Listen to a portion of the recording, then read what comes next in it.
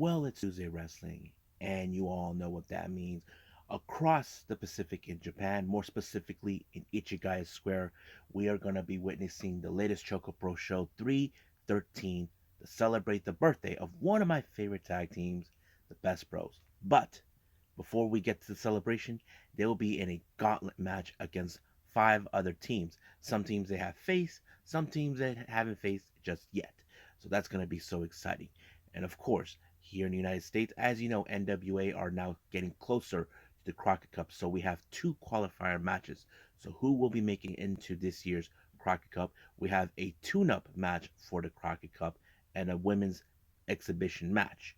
And then finally, NXT enters its fallout after Battleground. So the obvious question is, where do we go from here? Who will be the next challenger for the NXT title? What's next for Wesley as the North American title or our tag team champions? The whole enchilada. But however, related to this with NXT, we're finally going to find out who was behind the attacks on several of the women in the locker room. This is going to be exciting.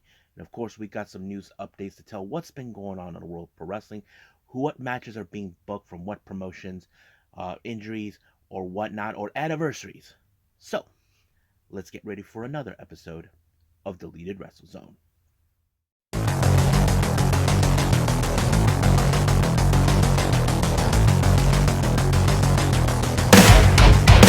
Are you ready? Get up, get up! Get up, get up! Get up, get up! Get up, get up! Get up, get up! Get up, get up!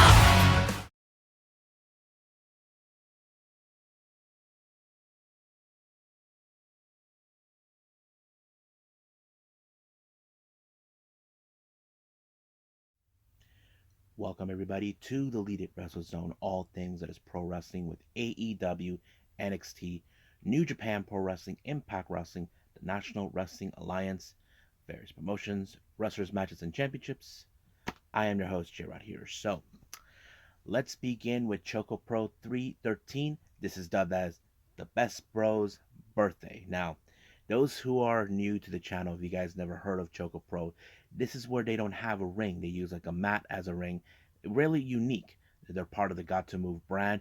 ChocoPro has been one of the most successful flag shows in Japan, mostly because it's a very small venue where they do very interesting matches. Now, the Best Bros, if you guys never heard of them, they are in fact one of the most over unique wrestlers we ever seen. They have already toured here in the U.S. Last year. They've been with GCW. They've been with what Deadlock Pro Wrestling and various others. They have always been one of my favorite tag teams. I mean, because of the uniqueness. You have Balanaki, who is like, he knows exactly what he needs to do. Exactly, he never backs down from it. But of course, there's his bro, Mei Shiruga, who is one of Emi Sakura's students. I like to call her the little slide devil because she likes to be a little bit evilish when it comes to doing things that she's not supposed to be doing, disobeying the ref, try to hide things and all that sort of thing. But she is very unique in every aspect, and she's an excellent high-speed wrestler as well. So basically, these two are celebrating their anniversary as a tag team, but they were in a gauntlet match with five other teams. Now let's get started with that. Team number one is what's her name? Uma Army members Saika Obihiro and Kojio. Now we know that they have faced them before. Of course, was going to be a very interesting challenge because Kojio, who is a monster, cannot be put down easily. But however, it was of course a double pinfall onto Obihiro when they were able to isolate Kojio outside of the building in order to pin Obihiro for this match. Now our next match we have they face against Koreyama and Minoru Fujita. Now we know they have faced these two individually, has faced them in various occasions, outside of the Chocolate Square or inside. But it was a very interesting. I would have thought this match would have been a loss for them, but for some odd reason, it ended up in a time limit draw. I'm going to say maybe 10, 15 minutes at the most because I did not get the information on that. But nonetheless, it ended with a time limit draw. Next match, they face against Sayaka and Miyu Yotsuba. Now, Sayaka, as you know, she is a fourth generation of the Got to Move class, and of course, Miya Yotsuba is one of Mei Shiruga's students and the first non-trained wrestler from Emi Sakura. So that was going to be interesting. But however, I know Miya Yotsuba would love nothing more to pin her own mentor. That's something that we have seen so far with many of the students, especially when it comes to Emi Sakura, who has lost with her students before in the past. But in this case, it was Mei Shiruga who pinned her student, giving her the win. Now, our next match, this is a very interesting one. Their longtime rivals, the Egg-Tarts, reunited. Chiko Shikawa, Too Much Energy, and of course, the current Super Asia champion, Hageda Shino. Now, these two teams have faced before in the past. I think they might have challenged them many occasions for the Asian Dream titles when they were still the tag champions. But th- as you know, Chico Shikawa has grown up a lot, and as for Hagedashino, the same thing. However, we know that Balinaki hasn't gone over the fact that he lost to Hagedashino, and not to mention he hasn't beaten him in singles competition. But the only difference is how would they do now with tag team? Well, fortunately, this match ended with another time limit draw, so that's kind of disappointing. But so it's like 2-2 right now. Best Bros already have two wins, but only two draws. Now, for our final match, we have, of course, Black Kawanachi dressed up as the Best Bros. Antonio Honda and Tokiko Kihara once again with their usual tricks that they normally do. You know, there were also misfires from both sides. I thought it was really funny, but luckily, it was, of course, a pinfall on Honda to pick up the win, giving the Best Bros. So basically, Best Bros won majority of their matches, but they only ended up with two draws. So that's pretty good. Now for our Junkin tournament, I had this one was a very difficult one to do. However, it was in fact the winner Antonio Honda. Shin Suzuki seemed like he could have won, but nope, he lost. So that pretty much is unfortunate. So, so I think that's pretty much it. So let's move on with NWA Powerrr.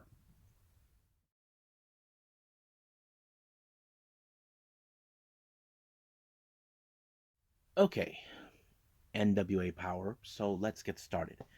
Now, our opening match is a tune-up match implicating the Crockett Cup. Our first team, we have Mike Knox and Murdoch taking on the Country Gentlemen. I thought this match was a pretty good house fight, to be honest with you. These guys are a bunch of they would willing to fight each other no matter what it goes. But however, this match was ended up in a no contest with the sudden arrival of course, the Savages, Jack Stain and what's their in his name, Bullet, Bulletproof Troop, and of course the Fixers. Now, why did these guys come out? But they normally targeted the Country Gentlemen. Reasons behind that, if you guys remember, the Savages did challenge for the NWA United States Tag Team titles and lost. The Fixers, in the other hand, they were the much inaugural United States Tag Team Champions. They wanted to revive, but however, the Country Gentlemen were declared as the real winners when they beat them. However, Mike Knox and Murdoch felt like they were not going to be annoyed. Knox was about to do a tope suicida. Murdoch told him, "Nope, go on top." He did the tope suicida, and that it was crazy. So the obvious thing now does tell, how badly does these teams want it? You know what I mean? Since we're heading closer to the Crockett Cup, it's going to be a a crazy time for whoever is hungry to reach the top. Now, our next match is in fact a qualifying match for the Crockett Cup. We have Ryan Matthews and Mario Padua taking on the now consistent of Hale Collins and Vic Delicious. I thought this match, I didn't. We haven't seen the Now for quite some time. I know they had made appearances there for a while. I think last year, but we haven't seen them then. But it was, of course, what's his name? Hale onto Mario with the Welcome to the Now, and ending it, having them enter to the Crockett Cup. Now I don't know exactly how the bracket's gonna be, but hopefully we'll find out. Now during a little interview, as you know, Judias and Maxine Paler are in the Crockett Cup. So May Valentine asked the question, what are the chances of them winning? So Mitchell is not concerned about their chances. They're saying the only people that should be concerned for their chances are the other competitors.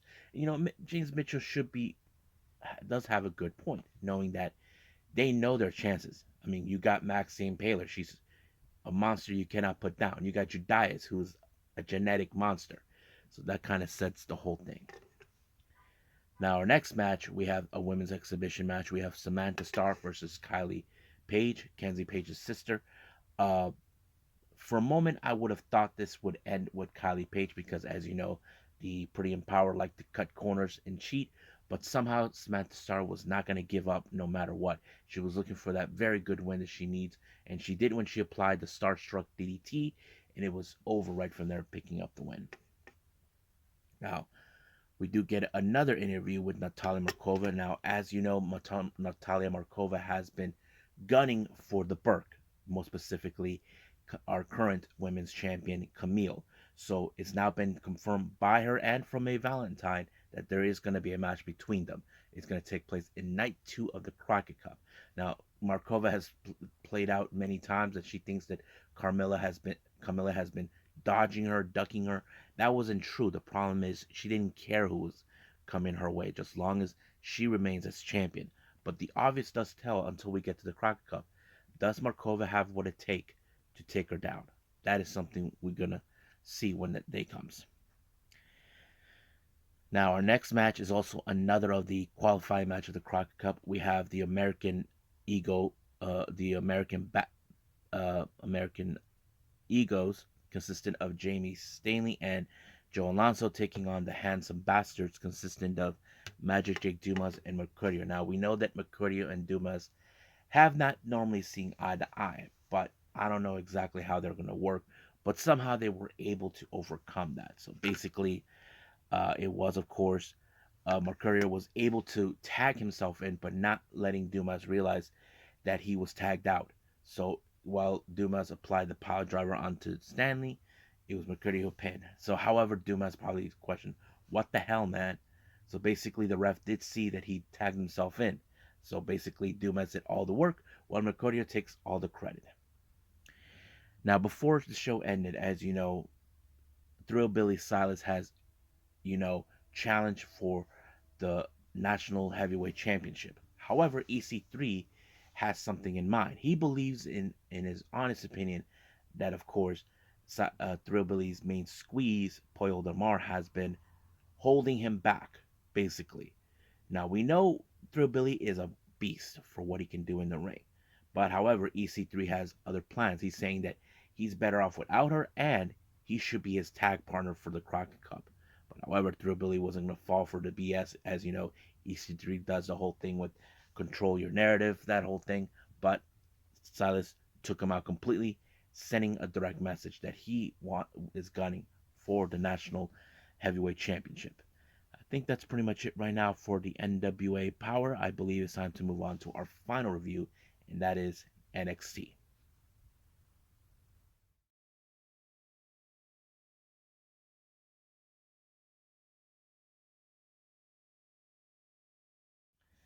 Okay, NXT. As you know, they entered their fallout after NXT Battleground that took place this past Sunday. However, how things are going to change, well, we'll see how that goes. Now, our opening match is the weaponized cage match between two former teammates, Jay-Z Jane and Gigi Dolan. Now, these two ladies went to extreme length to put their bodies through hell with all kinds of weapons. I'm talking about tables, chairs, trash can lids, whatever it was installed in that bloody cage match. You know that was going to be the case. But you can tell that Jay-Z Jane had everything under control until Gigi Dolan put her through the table and then pin her completely the win. So the obvious question to tell, is this finally over between Jay-Z and Gigi? Hopefully it does, but we'll see down the line what happens. Now, as you know, the Gallows Boys are still our current NXT Tag Team Champions, but it appears that they could have implicated themselves into the arrest of Tony D'Angelo. So Stacks wasn't going to let that slide, so he ended up being handicapped by 3 by 3 men. So he decides to challenge Joe Coffey all by himself. Now, as you know, Carmelo Hayes retained his title against Trick Williams. Very happy that he did it. He actually went through hell and all that, but however, his little celebration was interrupted by the cocky supernova, none other than Noam Dar. Now, Noam Dar, I don't know what the hell he was doing. So he thinks that his match was more impressive, but Carmelo Hayes sees this more like you went up to a different level, but he considered himself he went to a much higher level than him. So he decided, you know what? I'm gonna give you a championship match tonight. That's how he went. So we'll see about that in our main event. Now, as you know, Tiffany Strand has won the NXT Women's Title in a tournament.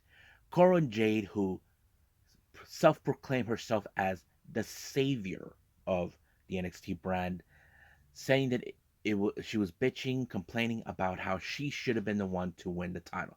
However, Ivy Nile felt, to stop complaining. You don't see me complaining, which is true. I mean, many of the other women who couldn't compete in the tournament never got that chance. So, were they complaining? No. But they knew it sucked that they didn't get involved. So, basically, they will end up in a match a little later on. Now, our next match, we have a interesting tag team match. We have the Dyad, Rip Fowler and Jagger Reed taking on Tyler Bate and Wes Lee. Now, keep in mind these two men, Bate and Lee, were in a triple threat match at Battleground, but this is the aftermath of that. Now, at some point during the match, when things got evened up, all of a sudden we saw the sudden arrival of Mustafa Ali. It's still unclear what it was, but Mustafa Ali, I can tell by the look of his face, he has something in his mind, which is the North American title, which for any fan, if you know, that's how it always been. They always targeted Wes Lee as our current champion. But what was the purpose of him being there? He explained he's a free agent. He can go anywhere he wants. He can go to Raw or SmackDown or NXT. That is obvious. But in this case, this particular match ended with Tyler Bate applying the Tyler Driver 97 onto Reed. But however, the Dyad were viciously attacked by Diamond Mine, consistent with Ivy Nile and the Creed brothers. However, Joe Gacy showed up because he's still unsatisfied that he did not win the title, but Mustafa Ali showed up to give a helping hand. But I wouldn't be surprised that Mustafa Ali will reveal that he has one intention, which is the North American title. Now, as I mentioned before, Tiffany Stratton is our new NXT Women's Champion. Now, I know many fans who are fans of her are happy that she did, but it appears that she decided to diss the female locker room, trying to gain the respect that she deserves. But she showed a little bit of disrespect to the locker room. So they had enough and decided to teach her a dang lesson. So basically, they kind of ruined her little celebration, saying that they're going to be coming for her. So if I was Tiffany Stratton, I'd be more careful because one by one, they're going to be coming for her until someone dethrones her. Now, as you know, Trick Williams is minding his own business, but Noam Dar's entourage, consistent of Menza, Legend, and Jackson, are trying to get it. They believe they're confident enough that, of course, that Noam Dar will walk out as the NXT champion. But Trick doesn't believe that. He knows that what happened at Battleground, where they interfered the match against Dragon, where interfered Noam Dar's match was take place. So he's going to keep an eye on them. Now, as soon as that was over, we go back to the ring. Once the women's locker room cleared out the ring, Danny Palmer, Sol Ruka's friend, has revealed that Ruka will be out for a year. But the obvious question did tell, who's been conducting these attacks? Nobody knew who it was. I mean, first it was with Nikita Lyons, and then, of course, with Wendy Chu and various others. So who was behind it? So apparently it was revealed while Danny Palmer was attacked from behind. It was Blair Davenport. We haven't heard anything from her since then. I know I reported her on the news update saying that they were interested in bringing her back, so it looks like she's going to be. So, but one thing that was very interesting, I didn't notice, Booker T didn't know who she was. I'm like, for real, Booker? You didn't know who she was? But I like how Vic was managing to move on, tried to put a little bit more context into it as much as possible, but Booker T was a little lost. But those who know who Blair Davenport is, we probably are happy that she's back. Now, a little clip for what happened last week. Eddie Thorpe did not come out with the win last week. However, Edris Enofe and Malik Blade tried to comfort him, saying that you know what happens. We lost. We learned from our mistakes. So Eddie Thorpe does that, but of course, Damon Kemp, who hasn't forgotten that he lost to him, was not going to let that slide. So they're going to keep going on that. Now, our next match, we have Joe Coffey versus Stacks. Now, Stacks would do anything since his loyalty to the D'Angelo family is strong, he will stop at nothing to make Joe Coffey pay for what he's been doing to the D'Angelo family, especially sending Tony D to be in trouble by the law. So he put up a good fight until, of course, the best fair, the bell ended him, putting him out of his misery. Now, our next match, we have Cora Jade versus Ivy Nile. It was a pretty good match. However, things would have gone Ivy Nile's way if it wasn't for the interference of Ava Reigns, who's been getting under her skin for quite some time. So that's going to be interesting to see. So basically, as soon as they got involved, Cora Jade applied the Jaded DDT, and it was over right from there. Now, Tank Ledger and Hank Walker, as you know, they had a very interesting match where they faced off each other. However, they felt like they can sync with each other, knowing that what happened in that match made them stronger. But however, Malik Blade and Edge saying that they're more closer to each other, but however, they don't. So, but Enofe said this to Malik, told him to Blade, we're not fighting each other. And he thought, maybe it could help us out. You don't need to follow that path, but unless if you want to. Now, our main event, we have Noam Dar versus Carmelo Hayes. Now, Dar, who claims that he is a much higher level than Carmelo Hayes, never shuts the hell up. But I kind of figured that, of course, something was going to go down. The entourage decided to trick Williams by getting himself into trouble. He got evicted. However, Oro Menza gets involved in this match while the referee was being distracted by Lash and Jackson. However, like the old saying goes, payback's a bitch. Dragon Lee and Nathan Frazier got a little payback, but when Noam Dar lost focus, he got his ass whooped by Carmelo Hayes, and I'm sure that satisfied Lee and Frazier for what transpired. But it was nothing but net that put away Noam Dar once and for all, retaining the title. But the obvious question now tells Noam Dar is not going to let this slide. Since he thought he was done with Frazier and Lee, well, we'll see about that. But however, in the post-match, while Carmelo Hayes was celebrating his victory, he was viciously attacked by someone who also was familiarized in NXT in the past, Baron Corbin. So Corbin attacks him, and now it appears that he is gunning for the NXT Championship. However, as you know, Corbin is also a free agent, much like Mustafa Ali. He could appear at any brand that he wants. So that kind of makes sense. So we'll see what happens then. I think that's pretty much it for NXT. I believe it's time to move on to our final thing, news updates.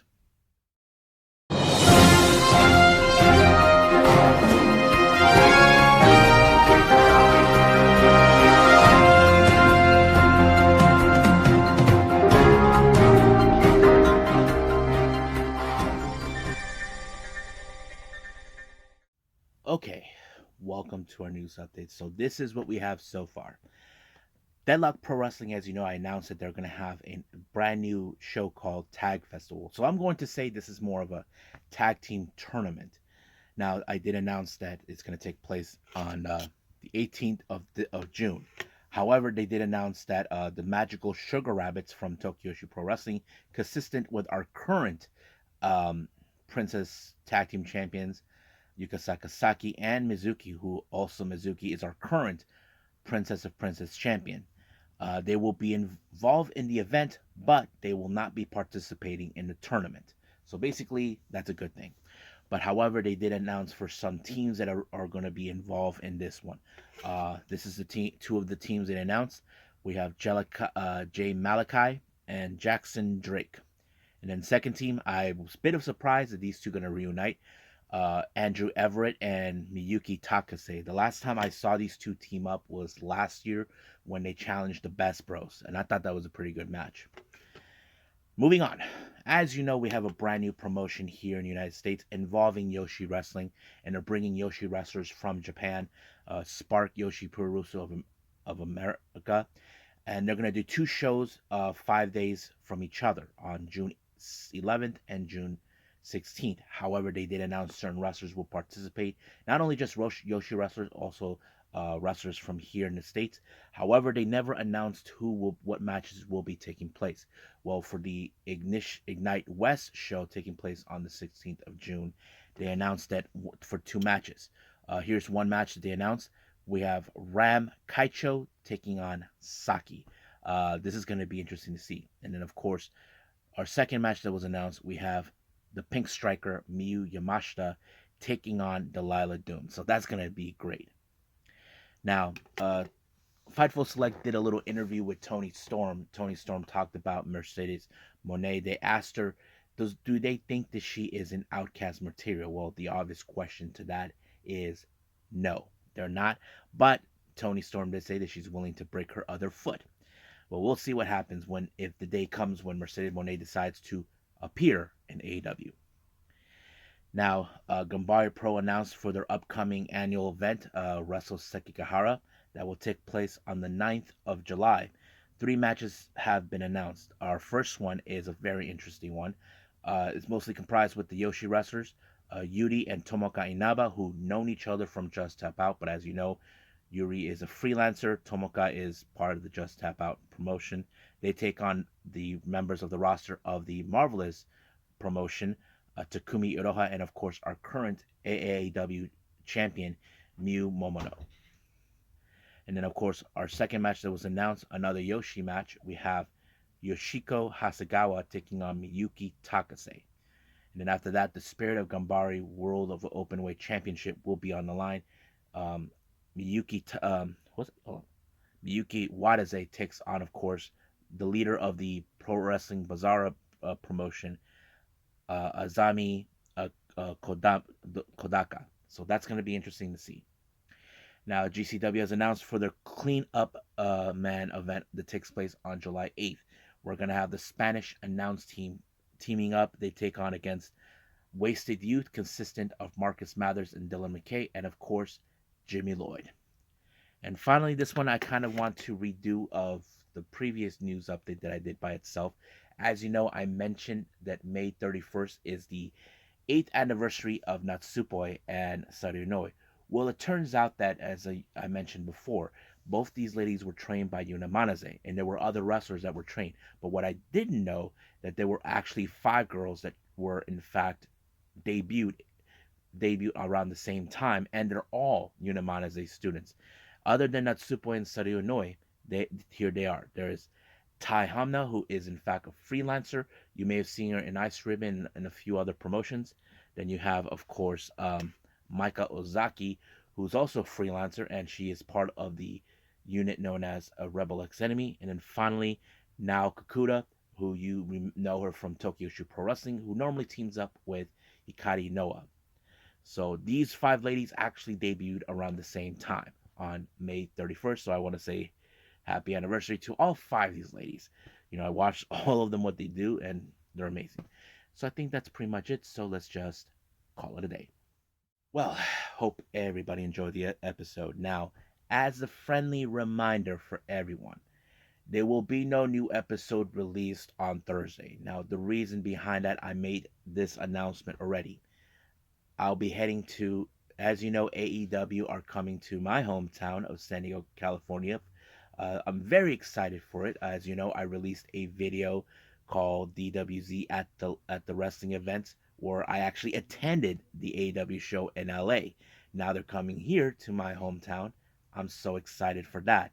So I will do the same thing what I did in that particular video, like a vlog type for every wrestling event. So I will be releasing that until Thursday as well. I just got to figure out how to do it and pretty much everything else.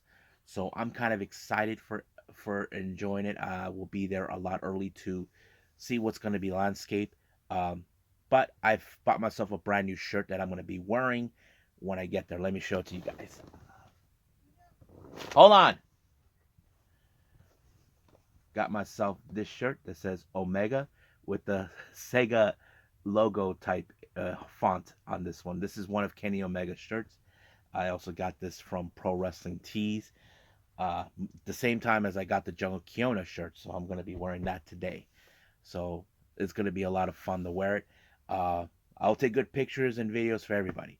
But I will be doing a news updates a little later on once the whole event is done, because I'm going to be strolling through Twitter to see if there's anything going on in the world of pro wrestling and update to you guys as soon as possible. So I think that's pretty much it. So I will see you guys on the next DWZ time, same DWZ channel. I must bid all of you adieu. So goodbye. Mwah. And have a nice day. Bang.